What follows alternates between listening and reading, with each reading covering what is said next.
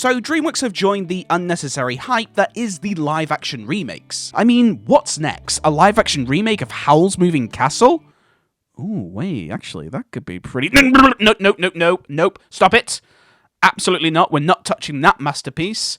But this is Dreamworks' first remake, and for their first one, they absolutely knock it out of the park.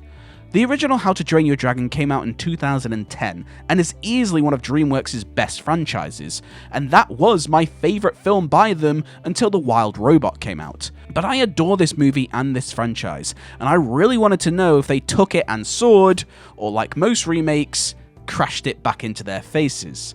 So let's talk about How to Train Your Dragon, and this is how to do a remake.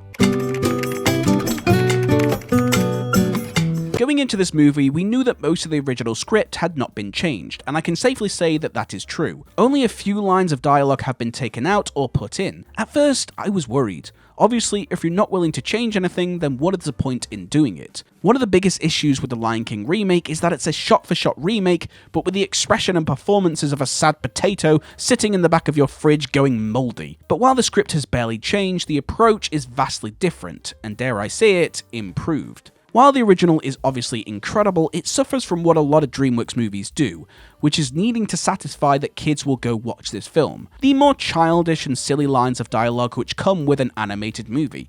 While some of them are entertaining, I mentioned in my original review that this type of humour, while I understand why it's there, I prefer How to Train Your Dragon when it's being more serious and thematic with its scenes. In the remake, however, the direction given to the actors is clearly to play things more straight. Jokes are toned down and become more serious, or even touching at times. The performances from the actors are what really raise it here. Gerard Butler is giving us a wonderful performance once again as Stoic. Mason Thames as Hiccup does a great job at bringing this role into live action. By being live action, you don't just get the voice, you get the whole performance from the actors, giving it a bit more weight. That being said, there are some lines taken directly from the script of the original that do not work in live action. It is strange as some lines of dialogue have been taken out, changed, or reacted in order to fit this more serious tone. But there are some stragglers still in it which do affect the tone, but for the most part, it is kept to a minimum. Unlike the Lion King remake, which has the most emotionless and lackluster performances, which seem to forget that the whole point of a story is to make expressive characters, the How to Train Your Dragon remake once again doesn't change much. Like most of us saw in the trailer, Toothless and all the other dragons all look very expressive. They look realistic for sure, but they have enough expression and larger-than-life look to them to help each one stand out. But this look doesn't just transcend to the dragons, but with how the whole movie looks. The wardrobe, sets, and real-life locations all make the film stand out. The costume design has some really great outfits with it feeling realistic, but with some fantasy elements thrown in. The film all looks and feels the same, and is helping with this more serious tone of a movie. Sets feel real and lived in, but they still feel colourful and pretty to look at. Having Gerard Butler back as this character really settles you in well. All the performances feel the same, but at the same time, they're doing their own thing. There are some characters that were always going to be difficult to pull off in live action, mainly the more comedic characters, as the tone would obviously clash massively. Characters like Gobber, Fishleg, Snotlout, and Roughnut and Toughnut, these characters in the original give us a much more modern style of dialogue, and they are equally played by modern styled actors. This balance works well in the original because it has a much more light-hearted animated film vibe. In the remake, these characters are treated kind of exactly the same, and given how the script has barely changed, the tone of some of the jokes can be very jarring, but I will say it does barely happen. The one I was most worried about was Fishlegs, because of him being played by Julian Dennison. Given his past performances, I really thought he would feel out of place, but I can safely say he's probably one of my favourite of these characters. Nick Frost as Gobber is probably really on the nose for me, because in one sense, Nick Frost is an incredibly funny actor, but I did find sometimes his character clash with the tone, even though he was making me laugh. The ones that didn't work for me as much was Roughnut and Toughnut, as some of their lines of dialogue that are, again, taken directly from the original script, conflicted with the tone the most. But I can't stress enough that it didn't happen very often, so it was very enjoyable. We even get a much more serious Astrid, and Snotlout even gets a small arc with his father, which was very entertaining and enjoyable. If you're enjoying this video so far, why not give this video a like? Subscribing to the channel is the best way to support me to do reviews and videos on all your favourite animated movies. Most of my views come from people who aren't subscribed, so it goes a massively longer way for me and I would greatly appreciate it. Anyway, back to the video. Like most remakes, you have to build on the foundation of what made the original so great. The best ones update it and usually give a different vibe and style.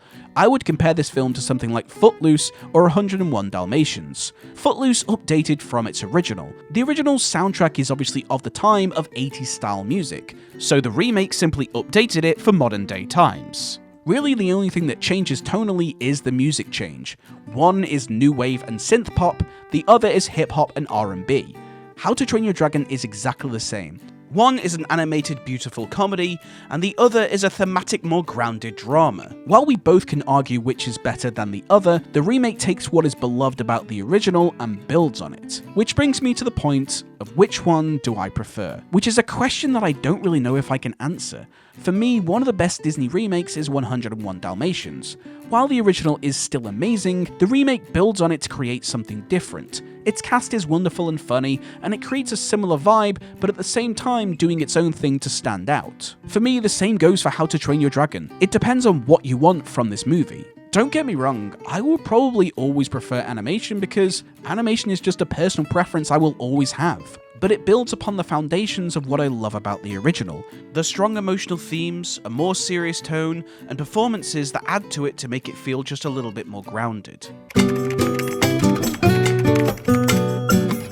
I know these remakes get a lot of traction on the internet, and it's easy to give these films bad reviews and judge them way more harshly because if films don't need a remake, then why remake them? And for the record, I didn't think we need a remake of this film. Hell, I still don't think we need a remake of this film. But I must give credit when credit is due. The remake gives us probably one of the best versions of these films. It does enough to give us a different vibe, and it doesn't change enough of what made the original amazing. The remake is at its best when it's going for a much more serious tone. While there are moments of the script not having many changes, some of that dialogue does clash with the tone, but it doesn't happen very often. The film doesn't surpass the original, but at the same time, it doesn't do anything worse. Two sides of the same coin, both giving us something different and unique. If you prefer the original, great. If you prefer this version, that's also great. It doesn't take anything away from it, and it serves a purpose of being there to serve the original. So after all that, it's getting my professional rating of 8 out of 10. And my personal rating of 8 out of 10 as well. The original got a higher rating from me because I do think the tone of this movie can clash from time to time, but my god, I cannot fathom how much I enjoyed this movie. For me, the problem with these live-action remakes is that they take away what made them special in the first place, usually damaging its own legacy in the process. How to Train Your Dragon doesn't hurt it at all. Sure, it isn't necessary, but neither was 101 Dalmatians, Footloose, or even Dune. It adds to it, it gives us a different vibe, and it stays truthful to what the whole story is about. And for me, that is what makes a good live-action remake. So thank you for joining me in this video. Let me know in the comment section what you thought of the How to Train Your Dragon remake. If you enjoyed this video, please give it a like, and subscribing really helps me out as it makes me want to do more weekly videos just like this one. Also, the video being recommended for you on screen is a massive indicator for you. You'll like it, I promise. YouTube says so. But as always, thank you so much for joining me in this video, and I will see you all in the next one.